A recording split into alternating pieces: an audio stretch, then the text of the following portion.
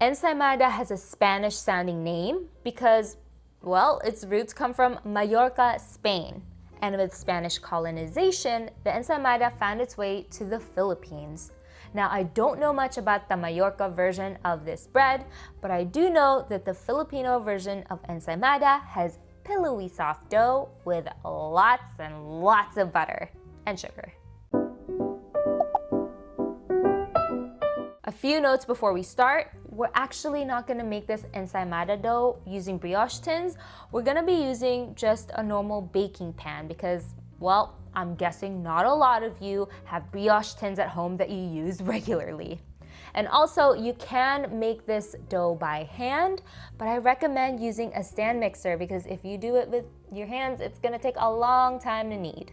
Make sure you hit that subscribe button if you haven't already, and go ahead and check the description for some goodies, which includes the written recipe. Okay, on to the recipe. So in your stand mixer, start with good old 2 cups of flour. Either all-purpose or bread flour will work. Follow that up with 2 tablespoons of sugar. Then add 1 1/2 teaspoon of instant dry yeast. Mix these all up to integrate the yeast into the mixture before adding in 1 teaspoon of salt. If you pile the salt right on top of the yeast, it might kill the yeast. Mix up all the dry ingredients together, and then it's time to add the eggs. So I added 3 eggs straight in here. Now, depending on how large your eggs are, you may not need extra liquid. We will just have to see, won't we? Okay, so this is optional, but you can add 1 teaspoon of vanilla extract for extra flavor. Now set your stand mixer to low speed until you combine the eggs and vanilla extract well into the dry ingredients. You may need to scrape the sides of the bowl periodically to grab all the flour too. Okay, now looking at this dough, you could use it the way it is, but you'll have a really dense ensaymada brioche base. So what I'm gonna do is slowly add a tablespoon of milk at a time until I get to a sticky dough, without turning it into a swimming pool of dough either. I ended up having to only add 2 tablespoons of milk to this dough to get it to this consistency. See, it's sticky, but it's not a liquidy pool in the bowl, and the dough hook can still pick it up. So once you got it like that, just knead it for about 5 to 7 minutes on low speed so we can get some gluten development before adding the butter. Once that's done, grab your 1/2 cup of butter, which should be at room temperature. We're gonna take small globs of it, and then we're gonna integrate it slowly into the dough. Keep your mixer on low speed and just patiently wait for each glob to fully integrate into the dough before you add your next one. Patience, patience. This will end someday. When that someday comes, all you got left to do is to keep on kneading. So this dough is gonna take a while to knead since it is filled with butter. So just keep your stand mixer on low speed and check every 5 minutes to see if it passes the window pane test, aka the dough stretches out to form a translucent quote-unquote window pane before it tears. Guess how long this took the stand mixer to knead? 25 minutes. So aim for about 20 to 25 minutes on low speed. Once it passes the window pane test, cover up the dough and let it sit to rise for about 1.5 to 2 hours or until doubled in size. Once it's doubled, scrape it out on a work surface, and you may want to lightly dust your work surface with flour first to prevent the dough from sticking. Now do your best to shape it into something where you can evenly cut this into about 8 pieces of dough. It doesn't have to be perfect.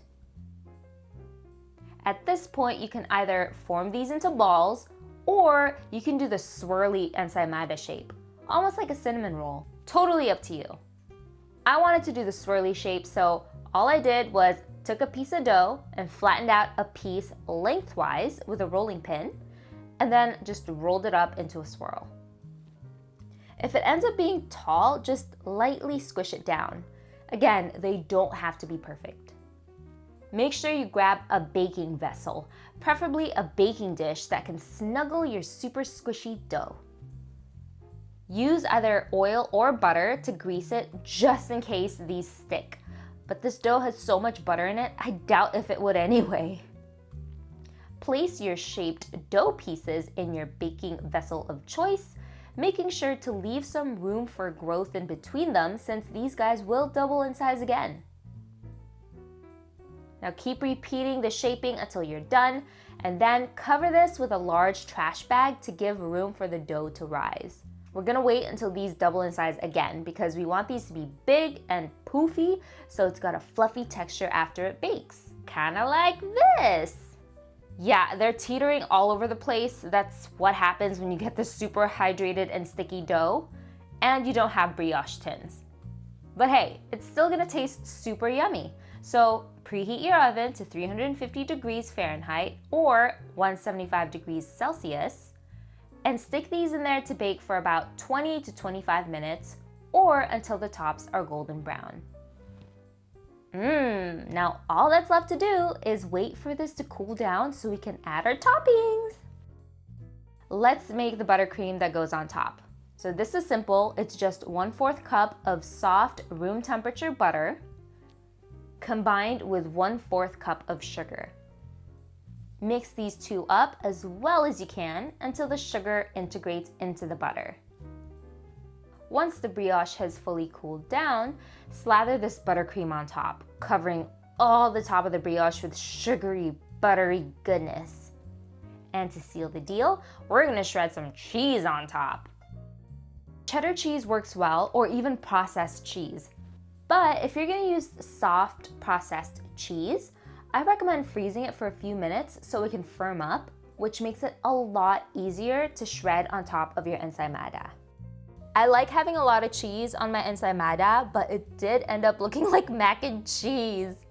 Okay, and this next part you really don't have to do. I just want to torch this just for fun. If it looked like mac and cheese before, now it looks like a cheesy casserole. But hey, I love the scorched flavor from the cheese and the way the butter and sugar melted onto the bread. If you want, you can stick this in the broiler on high for a few minutes if you don't have a torch, but keep in mind that your buttercream might melt all over the place. If you like your ensaymada super sweet and buttery, go ahead and make more of that buttercream. My parents told me that usually ensaymada really slathers on that butter and sugar, so it's really up to you. And that's it! I know it might be a little uncomfortable at first working with this super sticky dough, but remember, sticky dough doesn't bite or hurt you in any way. Just scrape it off your fingers and keep on going. But I get it, it's really tough, especially if you just started getting into baking, to really get used to sticky dough, but I promise you, just keep practicing, you'll get used to it. Well, thank you guys so much for watching. If you haven't subscribed already, make sure you hit that subscribe button, and I'll see you guys in next week's video. Bye! Janelle, gusto kong ensaymada. Here, Mom. That was Doug's impersonation of my mom, which he loves to do from the first time she asked me to make ensaymada, which is the whole reason why I made ensaymada in the first place.